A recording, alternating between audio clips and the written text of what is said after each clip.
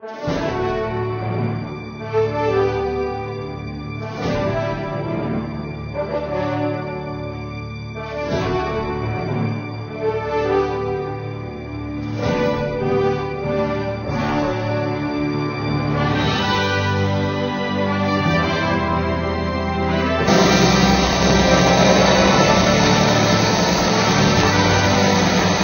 you understand, Charlie, we're just starting the flat. We'll have to do it on machine, so it'll be 100% flat for lamination. What we're doing now is we took a flexible piece of metal, put it around what are going to be the foot or post for the fonts, and we put them on a perfectly flat surface, and then we can pour plaster around them to hold them in place. We let that plaster, we did this yesterday, so the plaster would be almost dry. You can see that it's still quite wet, but Rob's just making it level. And then we'll put it on some very wonderful, very old machinery that will, they're old milling machines that will grind and polish, or grind the flats perfectly. And then we'll put in the bowls, and we'll also flatten those perfectly, so the two, when they're laminated, will be flawless. What he's now doing right now is he's taking metal blocks, putting them around the circumference of the bowl, and the plate that it's sitting on is electromagnetic field, so he will turn that on, and then the metal blocks that you see will anchor the bowl, and so when it goes under the grinding head, it won't move, and we'll be able to get a very precise cut. He's taking it under the grinding head, which he then will set so that it'll be very precise when he starts it up. So he's raising it up so they can get it underneath. I believe this machine was built sometime in the 1920s or 30s. The one next to it was 1919 or 1917, I guess. We're thrilled that we're able to use them, and they still work flawlessly. And now you probably just heard that has now contacted the bowl itself. So that gives us our starting point. So then you can set it to take off a millimeter or two at a time. And then it will gradually. These are just essentially kind of safety bevels. We shouldn't have any problem, but should you don't want crystal to be flying around. All he's doing now is starting the water, and then he'll bring the head under.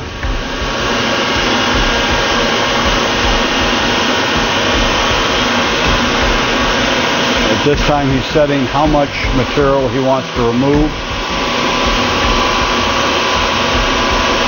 And a whole circle of that wheel is about 60 thousandths.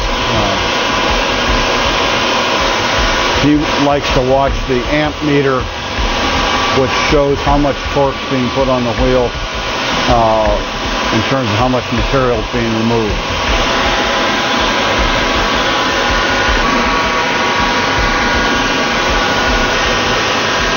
And we're doing it on a very, very slow basis. What do you got?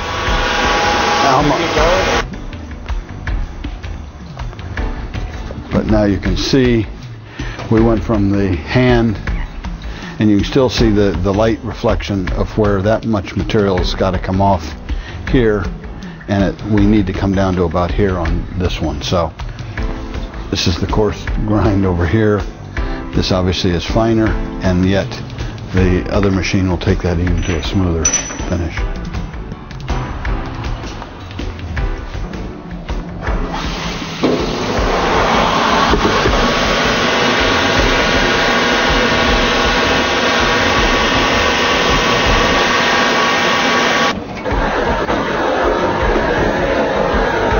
Now we got the bottom completely flat and parallel with the top surface. So now we can flip it over, and that'll guarantee us that the surface we're grinding is going to be perfectly flat. In the final preparation of the font and its installation, we won't have a flat bottom. We're going to stopper it into the wood pedestal so that it'll appear as though it's essentially a water source as compared to a water vessel. And so I didn't want to have a flat as an end to it, that it was continuous. So fluid is probably the word I was looking for.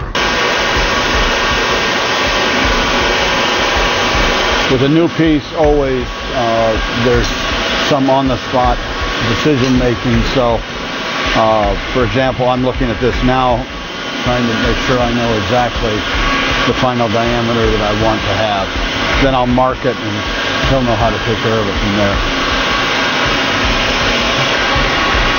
In general terms, every finished glass surface has 6 steps to get it there. There's 3 grinding steps, 3 polishing steps, and as we're seeing now, this is a second grinding step. The first was this coarse that you see here, now a finer one, and yet we'll go to a third machine to make it finer yet. And it's the very same thing that if all of you have tried to use sandpaper, you can't go from a coarse to a polish. You have to go in steps all the way down and get finer and finer grit. And so our processing here, all of the abrasive tools are diamond, which gives us the most precise cut and the brightest and best finish. You remember we could just barely see that there were glass forms in there, and now we'll keep an eye on this. We probably need to. You're gonna stop right here? Yeah. Yeah. Okay. Then. Yeah, I don't know. It's difficult to tell from this view, but we still have a very nice radius all the way around on the foot itself, which will come up and tuck into the font, and again give a very beautiful sort of water effect as compared to in anything structural. Now again, the same process. He'll bring it in, lower the head till it's just touching the surface, and raise it up so we can back it out. Then he'll set it for how much we want to grind off. And essentially we're just getting the surface to another grit to facilitate polishing. The beauty with diamond equipment is the only thing you need is water with a coolant in it added to the process. So it also allows you to have a very clean factory because everything can be recirculated and nothing going out into the atmosphere.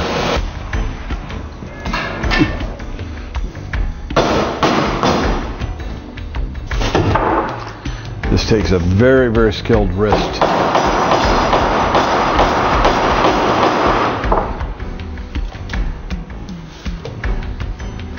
That's in there.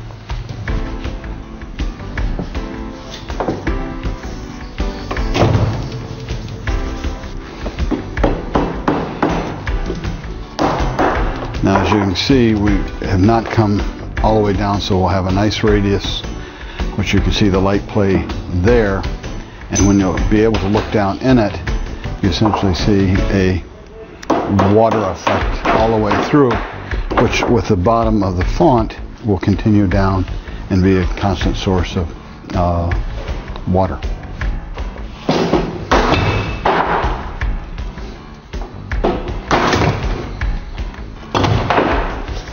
And what we're going to end up doing is polishing this and taking it through the steps, but I wanted to show that this is the way we prepare the engravings. That will be 3 locations around the font when it's finished at 120 degrees, and the 3 obviously is not obviously, but will represent the Trinity. And so when you look in, you'll see the 3 crosses, as well as from the congregation. You should have a Celtic cross at sort of every view.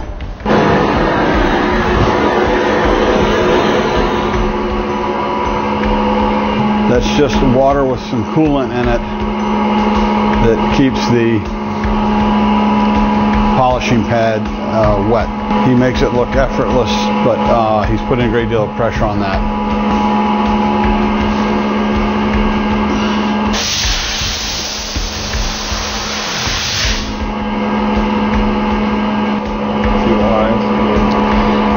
see the difference in that? And so that surface needs to be brought down to that surface. Then we have 2 more steps to go after this.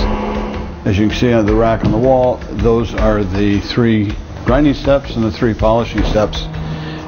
They all have magnetic backing, so we can change that quickly to another grit without having to remove the piece. And the rest of the world needs 3 or 6 rooms to grind and polish, and so obviously you can't get a bit of grit from a coarse anywhere near the medium or the fine, so they have always chosen to just do different spaces. And so, but with diamond technology, all we need is the water and coolant, and we're ready to go to another step.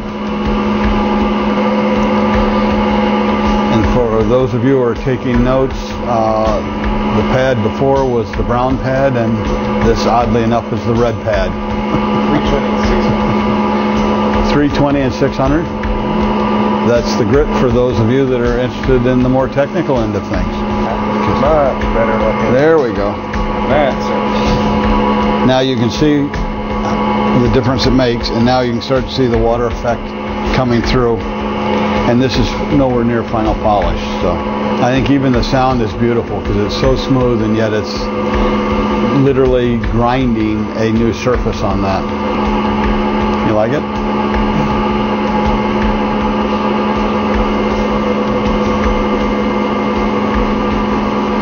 Very, very hard glass. I have to go back to the ground. Yeah, every glass body is different chemically, and obviously the softness or hardness is reflected in that. And this is it's a very good soda lime glass, and it's very clear. It is quite hard. I definitely let the younger people check these surfaces, because even with readers, I say, oh wow, it looks great. And under another kind of examination, there's a myriad of fine scratches. So I let the young eyes do the inspecting and know when they have to go back on the pad. All right, all right.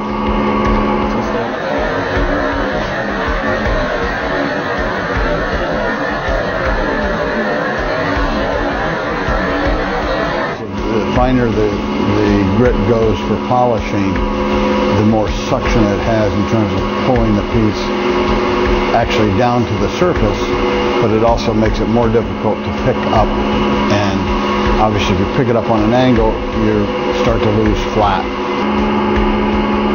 Yeah? It's pretty good. When Rob says pretty good, it's good. There's a couple little things, but now you start to see the waves coming up from the bottom. And you recall that started like this just a short while ago. wow. Yeah, fantastic. Now unfortunately, because I don't want to get us The water. right, just put a little drop there. A little cerium in here. Yeah. The reason I didn't want to put it on there dry is that a tiny speck of dust could scratch it at this point, and so we don't want any scratches. But now you can start to see the effect I'm hoping to. It looks like a big drop of water that will emulate up through the font itself.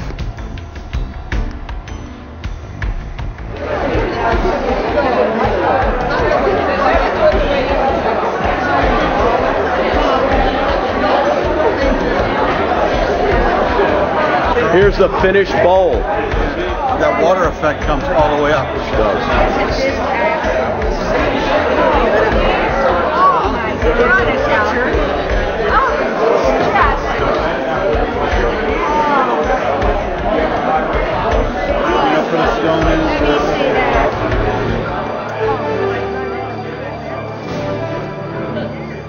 How did it feel to have that font be made by your husband?